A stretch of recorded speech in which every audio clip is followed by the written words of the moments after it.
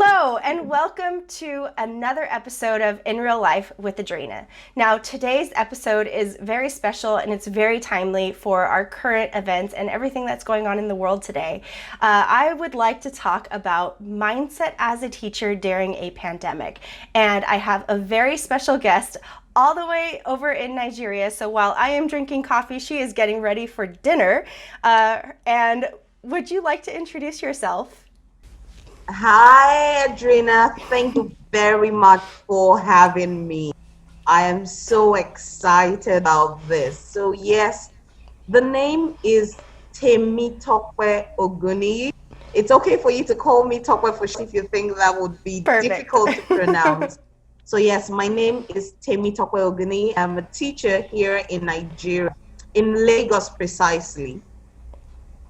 Wonderful. So my guest is fondly called the Happy Teacher, and she teaches at Green Springs School in Lagos, Nigeria. She is a Microsoft certified educator, a public relations practitioner, and loves to host and anchor educational events. She is passionate about social and emotional intelligence and finds fulfillment in helping her students and colleagues become the best version of themselves. And fun fact, she has refused to accept her chronological age. I could not agree with you more on that. The truth is, I am 42 years old. I have two teenage daughters, but I just want to believe that, the thing they say about age being, just a number. For sure. Yeah. And so I tend to relate best with people when my age is not a factor. So with my students, with my colleagues, with my clients, just call me a happy teacher and I'm fine. Perfect. I love it. I love it. So when we are all starting our own businesses, we have this thing that drives us. We have a why behind why we are starting this business. And so I want to first off ask, why are you in business and what is it that drives you? Wow, thank you very much, Edrina. So this question about why is really important. Because over the years, for me, I now know that it's important to know the reason why you're doing something. Yeah. So that when the day you don't feel like anymore, your why will keep you going. And so, yes, I didn't start out to be a business owner. I remember resigning from the school where I was working from my position as a specialist teacher and a form teacher. That was back in January 2014. And my reason for resigning was I needed to go and sort my personal issues out. Sure. And I didn't know how to explain it to people who asked me because it wasn't like I was asked to resign. Mm-hmm. I just knew there was a whole lot I needed to sort out personally if I was going to give my best. And so I, went to the human resource department and, gave them my resignation letter, which was rejected for the month because I just needed to be able to explain to them why I was leaving. And so because a lot was going on with me that even I couldn't explain at the time, I just wanted to make sure that it's okay so that even my students would get the best of me. So I wasn't as effective as I was, and I didn't want to shortchange them. So it wasn't like anybody had given me query. It wasn't like I was asked to go. But I just knew that if everything was okay with me, I will be able to give my best. And so, yes, I left then, even though I was offered to stay. My salary was going to be increased. What was that I wanted? And I knew it was beyond money. And so shortly after I left, I started working with a corporate consultant. And it was at that time when I started to do a bit of research that I started delving into the issue that I was having and how to help myself. And so over the years from help myself, it's 5 years now from that time, I have now started a business helping teachers. So I run what I call the Happy Teachers Hub, which I started recently. And it's a network, a community where, teachers come together knowing that they have shoulders to lean on, knowing that they have people in the same sector understanding what they're going through. And so from my personal experience, I started, the hub. And then I also run I Can Teach voice work. All these are my babies, they're still new.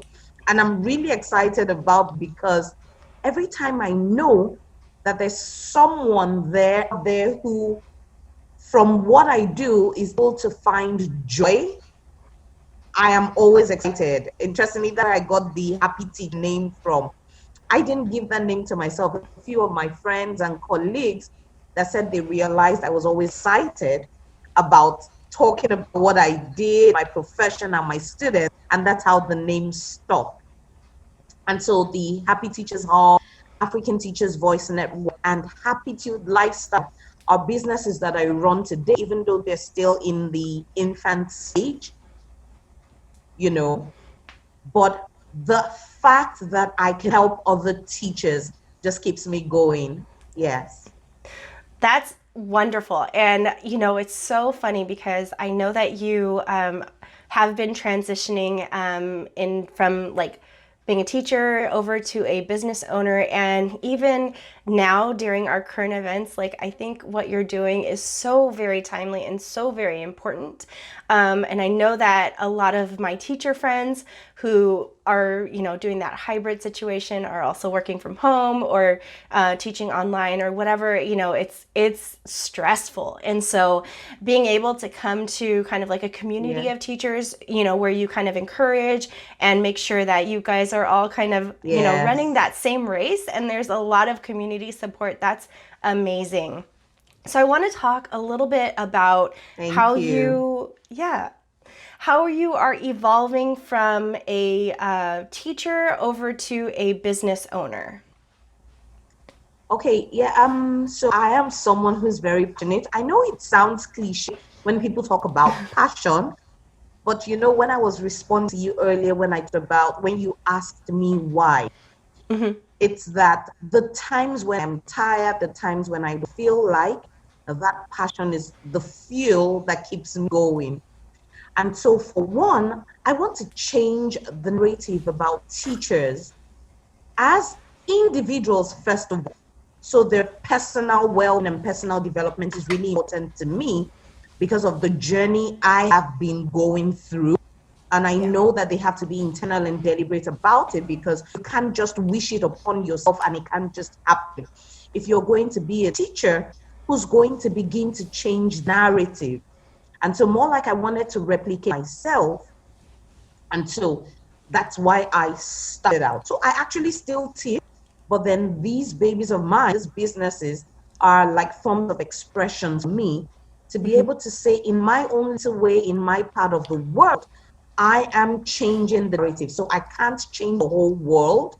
I can't do everything, but the bit I can do where I am with what I have is what I'm doing. So in helping teachers go on the journey of self-discovery and, being intentional about their profession, first of all, like I said, as individuals, so that the system doesn't swallow us up. And so eventually the teaching profession itself, because I don't know about your client over there, if it's the same way here. I know teacher burnout is real. I know the overwhelm is real. And so we want to begin to change the narrative about the teaching profession itself. If we don't do something about it ourselves, who's going to help us? And so that's why I'm in business. Yeah, that's wonderful.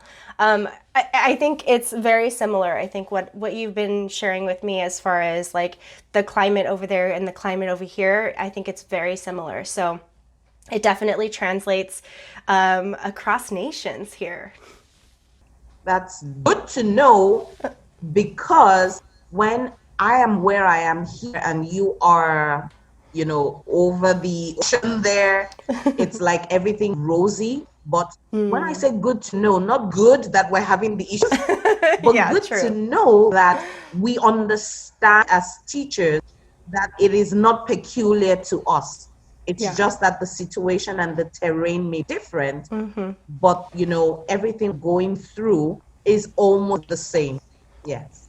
So you can call me an edupreneur. So, there is the entrepreneur who's the business owner. And so I am in the educational space and then an entrepreneur. And so because I still teach as well, you could also call me an employedpreneur. Nice. For me, I'm always just excited about still having the opportunity to be in class, to teach children, and then to carry my colleagues along. And so I'm doing what I love doing, and I love what I am doing. So I have this slogan I use, many people would have heard it before, saying, do what you love and love what you do. Absolutely. So I'm in that space such that I get up in the morning, I'm really excited because this gives me fulfillment. And so like I talked about how I got the nickname, it was from people around me noticing, the excitement and, the joy of what I do. And so when it came to this pandemic period, which leads me to the topic for today about the mindset as a teacher during a pandemic. Yeah. I'm saying to any teacher listening to me out there, or if you have a different or a teacher colleague, that the teacher you were before the pandemic, the teacher you are now during the pandemic, and the teacher you're going to be post-pandemic are three different people. So it's still you, one person, but it's like 3 in 1, because the stress issues, the overwhelm, and the burnout we were talking about before the pandemic were all different. And then all of a sudden, we now have to engage the hybrid system. So many teachers didn't have the time to assimilate and adapt to everything that was going on. They just had to jump right into it because the children still had to learn. So we didn't want the knowledge gap to be wide, and everybody and even the schools just had to make sure that they started doing something immediately. And so this would have left the teachers with much more stress. And so imagine having, lots of teachers who were dealing with, financial issues, psychological issues. Tell me about all those issues, even the work issues that were there before. And then all of a sudden the pandemic that no one in our generation knew anything about, and everyone is just trying to stay sane. And so here we have teachers who are meant to ensure the learning goes on, and they haven't even had time to take care of themselves. So we're all just going with the flow without the pause and everything. So all of the fear and the uncertainties, that were caused by loss of lives and loss of jobs and even the spread of the virus. So nobody knows what's going to happen next. We're waking up in the morning, we're listening to the news, and we're like, the figures keep increasing. I know someone that has been affected. And so it was just too much to handle. It's all compounded, it's a bit. Yeah, it's like for sure it's all compounded, especially when you're talking about like how earlier on, if there were issues that teachers were having pre-pandemic, and then they have, to deal with the pandemic all of a sudden, then that is compounding again. And now this is another situation that we're dealing with is going back to school. And then how does that even affect, that's another compounded issue. And so these are all kind of areas where I feel like stress can just continue to compound if you're not dealing with it. So I think that's like, and that's the word, dealing with it. Most times we tend to keep going, and then we will get to a point where we break down. Why don't we take intermittent pauses and deal with the issues as they come? Not that they're going to go away when, it's not going to happen magically. But why don't we sit down and look what's going on with us, deal with it, and then as we go on, we know how to manage it. If you remember, when we started, and that's the reason why I'm really excited about this topic today, is I had to leave work because I needed to deal with personal issues. Now imagine the pandemic that is global, and this is affecting everyone. So we now have schools resuming, because I know for you over there, the session has started. For us over here, some schools have resumed, haven't, so it's staggered, and everything is still tentative. We're still waiting for the government and all. So some schools still engage the children online. But when it comes to the hybrid system, we have teachers who are still scared for themselves and their health. And so we want to explain to children who we still have to remind all of the time to wash their hands, not to hug, not to put their hand in their mouth, not to touch faces. And so all of that is going to be going on. And teachers are like, will you be able to match this even with what we're teaching? And so there's going to be interference where while I'm trying to teach a child a concept, I find a child exchanging his or her mask with another child. And this is especially for younger ones. Yeah. How am I going to deal with that and ensure that learning still goes on seamlessly? It's actually a whole lot to deal with. Yeah. It is.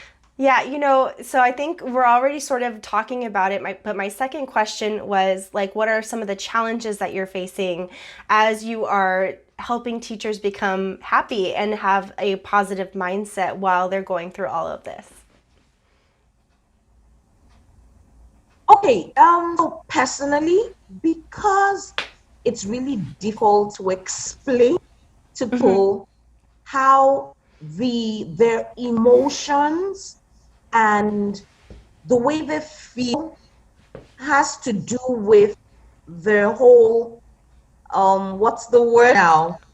Their whole Their well-being. Perspective towards life. Okay. Yes. Letting people understand that it starts from within.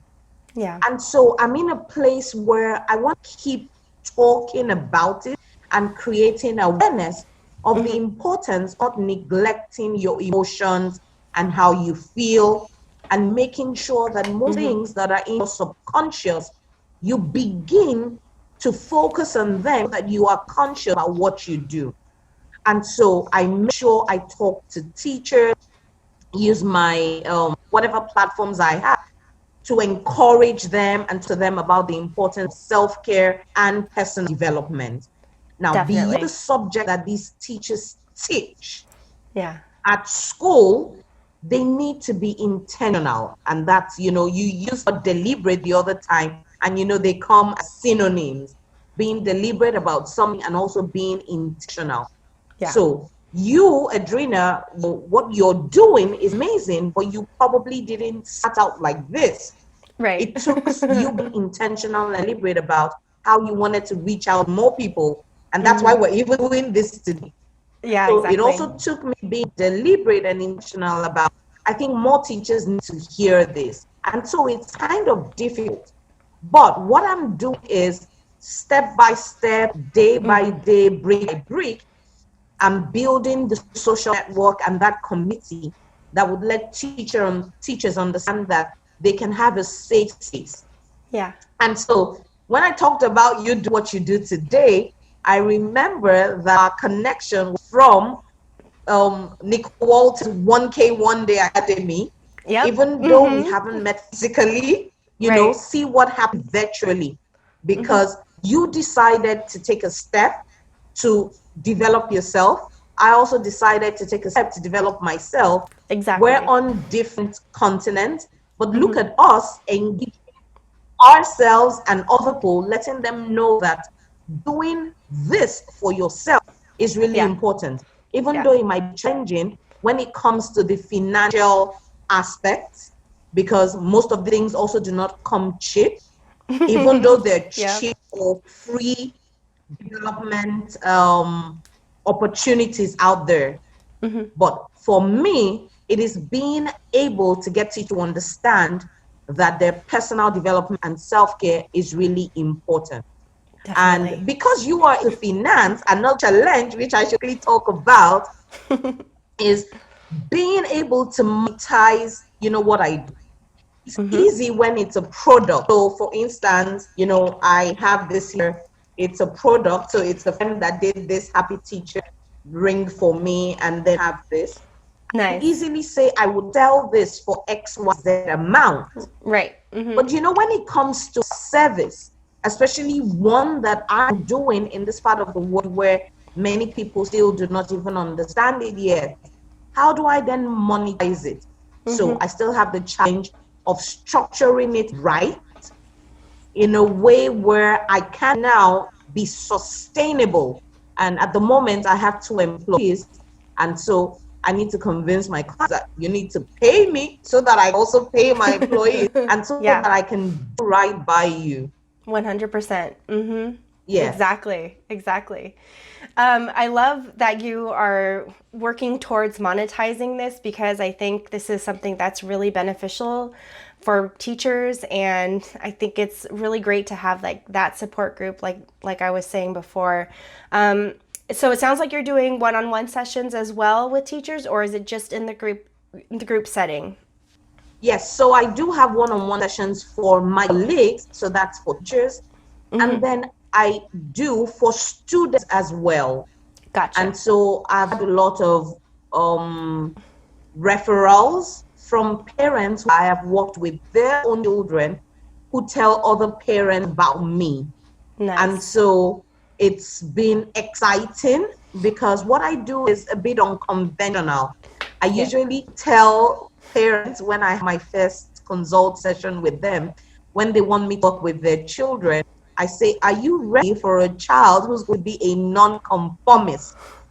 And so I let them know from word go that I'm going to be helping your child, aside from the subject I teach, to be a well-rounded child. Yes, I do one-on-one sessions for my colleagues and for my students as well.